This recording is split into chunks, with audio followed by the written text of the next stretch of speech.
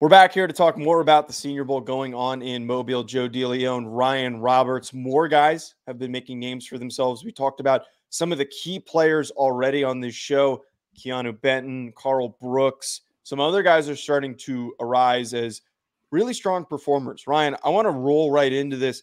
There's one guy that you and I have been on the same page on that has looked really, really freaking good. And that specifically is Diane Henley, the linebacker from Washington State. Now, we've briefly mentioned him. We've also, in passing, have had conversations about him. But I think we're starting to really see that Diane Henley is a very underrated player, very physical. But one thing that has really shown out to me, and I tweeted a clip of him in coverage, man, he can move and he can stick with guys pretty quickly in coverage. A lot of that stuff, a lot of other really nice things have shown up during these practices here at the Senior Bowl.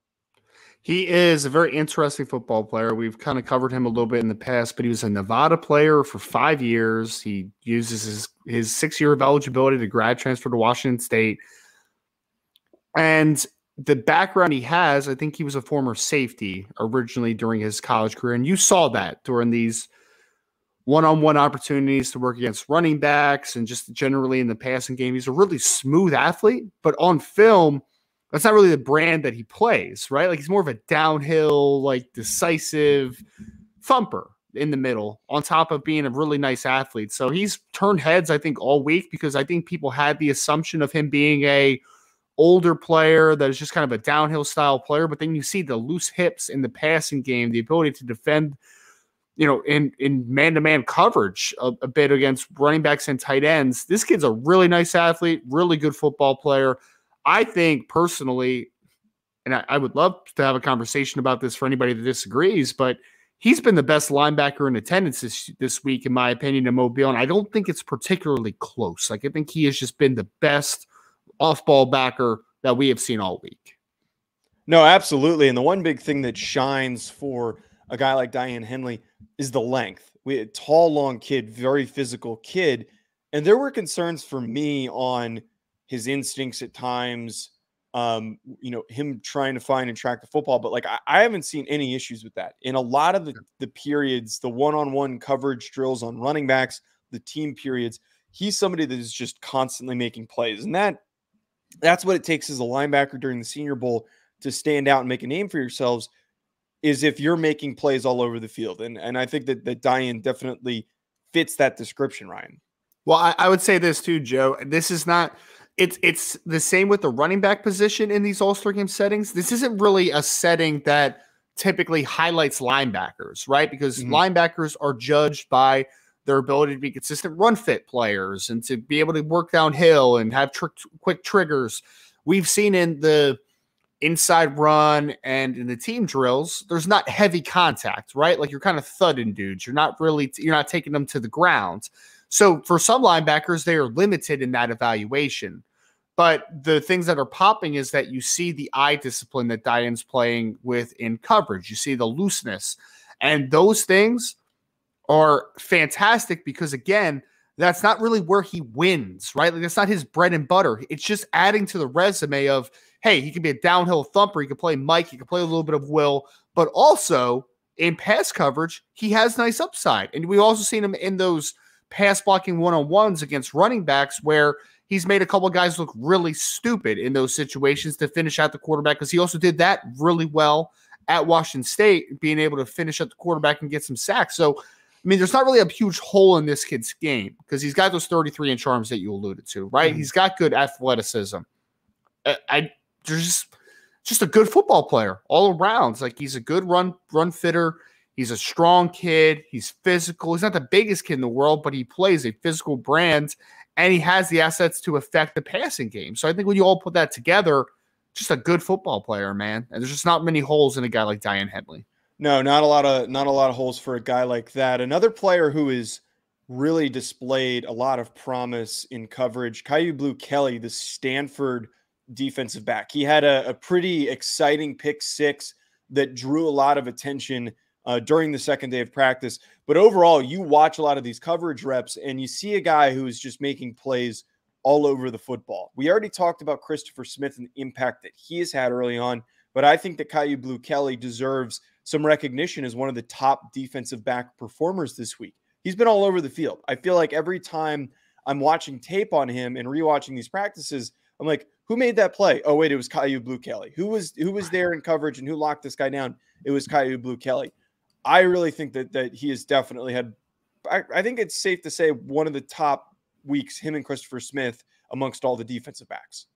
Yeah, because I don't think it's a great cornerback group that's down in Mobile on either the National or American side. So a guy like Blue Kelly who came into the year with a lot of hype, and then he was kind of banged up throughout the season for Stanford. Like, I think he missed a few football games just with like some nagging stuff. So you get to see him in this setting, and he's clearly healthy. I think he has good size for the position. He's shown really nice ability to change direction. I think he's just a really good overall athlete, right? Like, I don't know if he's elite in terms of long speed or short area quickness, but he's just very good at everything that he does. So what we thought we were going to see from Caillou Blue Kelly coming into the year at Stanford, unfortunately, was impacted a little bit with the injuries. You're seeing it in firsthand in Mobile against, again, not in a great cornerback group, not against the best crop of wide receivers ever, but he is definitely standing out with just having a good all-around game this week. I also want to pivot a little bit talking about some of these defensive linemen. We spoke really highly of Keanu Benton, who I've already been asked this on a spot that I did on another podcast, who has had the best week overall. I think Keanu Benton's already established that, and it is going to be an uphill battle for anyone to surpass him right now in my eyes. Carl Brooks had a good first day, a little bit of a rough second day. I want to get to two defensive linemen that haven't really been mentioned yet.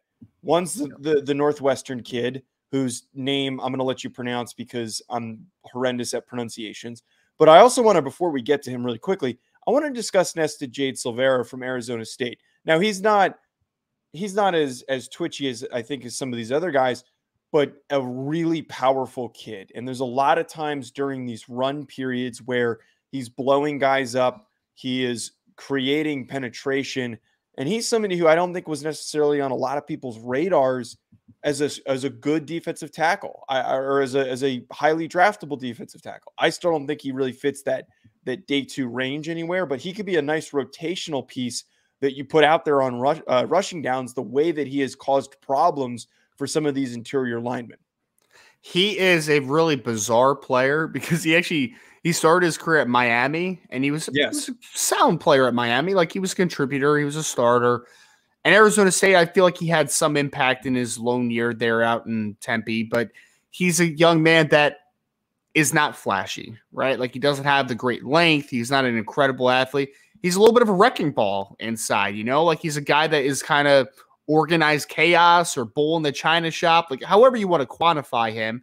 He's a guy that is a hard handle for some interior offensive linemen in one-on-one situations. I think we've seen that this week, that it doesn't always look pretty, but he's able to create some chaos, right? So he's a player that maybe not a lot of people know, probably more of a late round type of player at this point, but a guy that in a scheme that is going to ask him to be a two-down player and to just kind of cause havoc where he can, he is an interesting player in Nested Jade Silvera. So interesting background, interesting just, career that he's had from Miami to Arizona State his final year.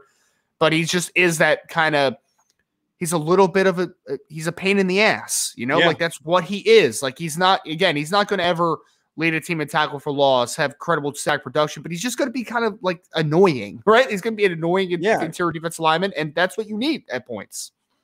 Absolutely. The Northwestern kid that I'm going to let you pronounce his name. Ade Obaware.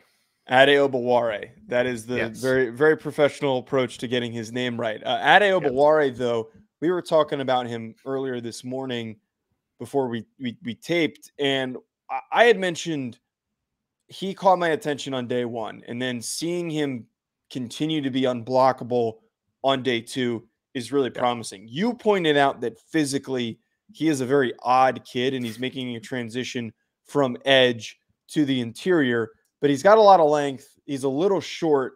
The flashiness, the quickness is starting to show, and I think that transition to the interior is really going to benefit him, as we're starting to see pretty quickly here in Mobile.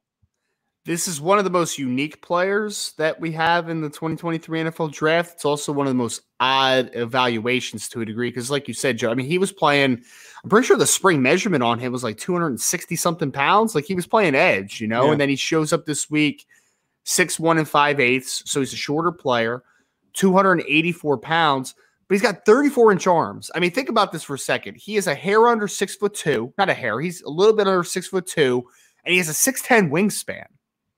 It's weird, right? Like it's a weird body type. It's not proportional at all. And you know that he's not going to play edge just because he's a little bit tightly wound, right? Like he's not a guy that's incredibly flexible. He's not a guy that has that height profile that you want on the edge. Mm-hmm. But he has reach, obviously. And he's been just a difficult task for interior offensive linemen. I think the thing that popped most of him day one and then day two as well is that when you did the inside run drill, when you did the one-on-one run blocking between offensive linemen and defensive linemen, you can't move Adebawore. Like, you just can't move him. You know, he is like I forget what Corey Kinnan called him, but like a brick shit house. Like, he's a stump, man. Like, he just doesn't move, right? Like, you can't move him off his spot. And then he's able also, when he's got such a firm, you know, he's got his cleats in the ground, he's just a horrible opportunity to try to move. He also has the length to gain extension in the run game as well. So you're like, okay, cool. Could be a run defender. That's awesome at the next level. There's a role for that, right? A guy that could play 3-tech, could maybe play a little 4-eye, 5. Like, can do a little bit of everything as far as being a run defender. But then I think day two, you saw pass rush profile is a lot more interesting than I thought it was going to be, man. Like, he was making some guys look silly in one-on-one pass rush reps. And it wasn't like a slow win. Like, he's winning off of initial quickness, initial inside counters. Adebawore really put forth a great day two to show a little bit of pass rush upside on top of the fact that he's a really good run defender. And the other thing too with Adebawore, he's coming from Northwestern, so it's a little deceptive seeing him play as well as he did. You almost write off a guy coming from a program like that, and you're just thinking like, he's from Northwestern. I'm sure he just had a couple good reps. But the consistency across the past couple of days has been really exciting. Again, that profile, that physical profile, is possibly going to benefit him because of that uniqueness. But he's shown some really good stuff. 2 interior linemen that I want to get to here before we wrap that I thought have improved their stock. We already talked about Matt Bergeron. We talked about John Michael Schmitz. I think Cody Mock from North Dakota State had a much better day two than he had on day one. But I want to acknowledge 2 guys who've been really consistent, who I think have similar physical profiles.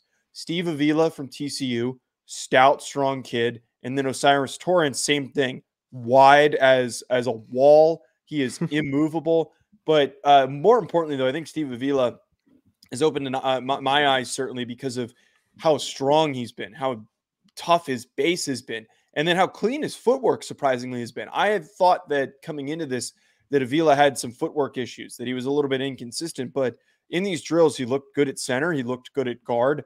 I think that Steve Avila has done a lot for his stock and answered some of the questions that I definitely had of him coming into this week. Yeah, and I don't think he's ever going to be a perfect pass protector because I do think that he has – it's not bad feet. It's just a little heavy, right? Like, I mean, he's a heavier player, right? He's not going to move. Yeah, he's not going to have the same quickness as some smaller interior offensive lineman.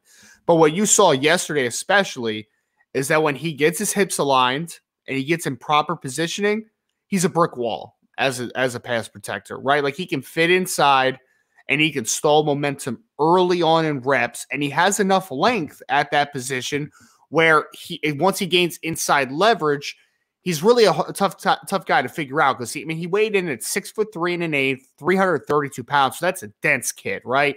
But he also had 32 and 5-inch arms and a 79-inch wingspan. So he's got some length to him, man. Like, he's not the longest guy of all time, but like, he's not a guy that is just this T-Rex of an interior offensive lineman. So once he's able to fit inside, he's a hard dude to counteract with because he is one of the strongest players in the 2023 NFL draft, in my opinion. When he gets inside, reps are over. And I think you saw that on day two, that when he fits inside properly, gets his body aligned, he is a tough guy for interior defensive linemen to try to get around because he's just such a densely packed dude. I think that's going to be it for our day 2 update, Ryan. We're going to be doing, after the Thursday practices, a full breakdown. That one's probably going to be a longer one. We're going to go very in depth, I'm anticipating, because we're going to talk not only guys who are catching our attention, but some guys maybe that struggled during the week, some guys that we have questions that are now going unanswered or new questions popping up. So make sure you're subscribed so you don't miss out on any of that. At Joe DeLeone, at Rise and Draft. We'll be back with more. Enjoy the rest of your week, folks. That'll be it from us.